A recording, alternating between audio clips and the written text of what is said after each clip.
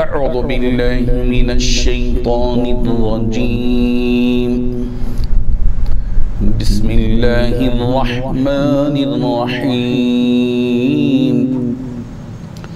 ودت طائفة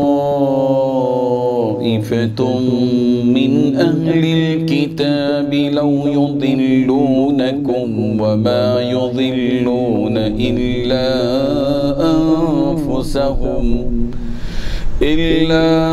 أنفسهم وما يشعرون يا أهل الكتاب لم تكفرون بآيات الله وأنتم تشهدون صدق الله العظيم. حاضرین و ناظرین، یہ درس نمبر 236 ہے. سورہ آل عمران کی 2 آیتوں کی تلاوت کی گئی، آیت نمبر 69 اور آیت نمبر 70. لفظی معنی دیکھیے، ودت چاہتا ہے، طائفہ ایک گروہ، من اہل الکتاب اہل کتاب میں سے، کہ لو یضلونکم کہ وہ کاش کہ وہ تمہیں گمراہ کر دے، وما یضلون اور وہ گمراہ نہیں کرتے، الا مگر انفسہم اپنے آپ ہی کو، وما یشعرون اور وہ شعور نہیں رکھتے. یا اہل الکتاب، اے اہل کتاب، لم تکفرون تم کیوں کفر کرتے ہو، بآیات اللہ اللہ کی آیتوں کے ساتھ، وانتم حالانکہ تم تشہدون ان کی سچائی کی گواہی دیتے ہو. ان 2 آیتوں کا ترجمہ یوں ہے، مسلمانوں، اہل کتاب کا ایک گروہ یہ چاہتا ہے کہ تم لوگوں کو گمراہ کر دے، حالانکہ وہ اپنے سوا کسی کو گمراہ نہیں کر رہے ہیں، اگرچہ انہیں اس کا احساس ہے. اے اہل کتاب، اللہ کی آیتوں کا کیوں انکار کرتے ہو، حالانکہ تم خود ان کے من جانب اللہ ہونے کے گواہ. بزرگان محترم، ان 2 آیتوں میں اللہ تبارک و تعالیٰ نے 2 باتیں بتائی ہیں. پہلی بات، اللہ تبارک و تعالیٰ نے اس راز کو فاش کیا، اہل کتاب کے مسلمانوں کے سلسلے میں جو سازش ہے، اس سازش کا اللہ تبارک و تعالیٰ نے اس آیت میں پول کھول دیا کہ مسلمانوں اس بات کو یاد رکھو کہ یہ جو اہل کتاب کا ایک گروہ ہے، ودت یہ چاہتا ہے کہ لو یضلونکم کہ تم کو، کہ کاش وہ تم کو گمراہ کر دے.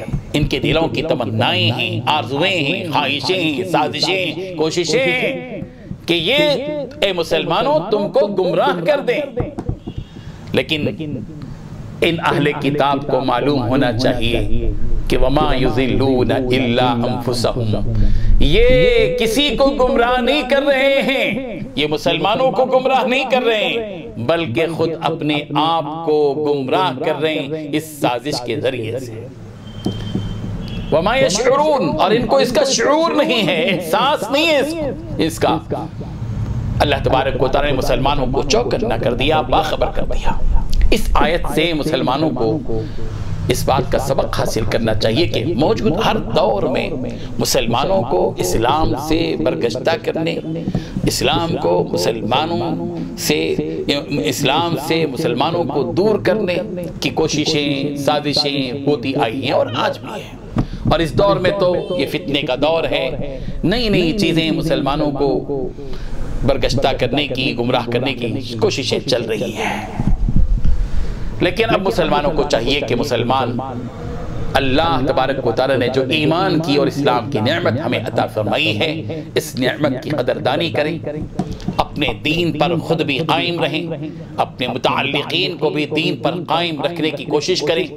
اسلام کے خلاف جتنی سازشیں ہو رہی ہیں ان سے خود بھی باخبر رہیں، اور ان لوگوں کو بھی باخبر رکھیں جو ہمارے اپنے دائرے میں ہیں، متعلقین ہیں.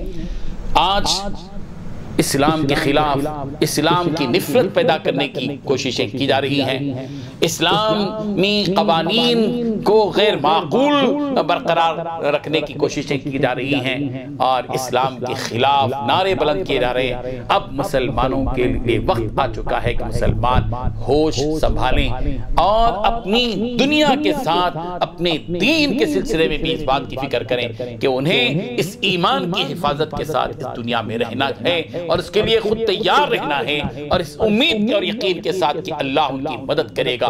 انہیں اپنے نسلوں تک اس دین کی بقا کے لیے آج ہی سے وہ پوری تدبیریں کرنی چاہیے جن تدبیروں سے ہمارا اور ہماری نسلوں کا دین اور ان کا ایمان باقی رہ سکتا ہو۔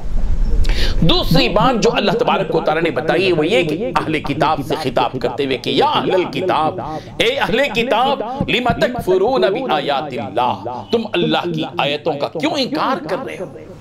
اللہ کی ان آیتوں کا کیوں انکار کر رہے ہو؟ کیوں نبی کو مان نہیں رہے ہو؟ کیوں قرآن مجید کی آیات کا انکار کر رہے ہو؟ انتم تشہدون، اور تم گواہ ہو اس بات کی کہ یہ جو آیتیں ہیں یہ اللہ کی طرف سے نازل شدہ ہیں۔ تم اپنی آنکھوں سے دیکھتے ہو نبی آخر الزمان کو، تم اپنی آنکھوں سے دیکھتے ہو نبی پر قرآن مجید کے اترنے کو، اس کے باوجود کیوں تم اللہ کی آیتوں کا انکار کر رہے ہو؟ اللہ کی آیتوں کا انکار بہت بڑا جرم ہے۔ اللہ کی نگاہ میں وہ باغی ہے، مجرم ہے جو اللہ تبارک و تعالیٰ کی آیتوں کا انکار کرے۔ ہمیں اللہ تبارک و تعالیٰ نے ہماری ہدایت کے لیے جس کتاب کو اتارا ہے اس سے ہمیں بہت قریب ہونا چاہیے۔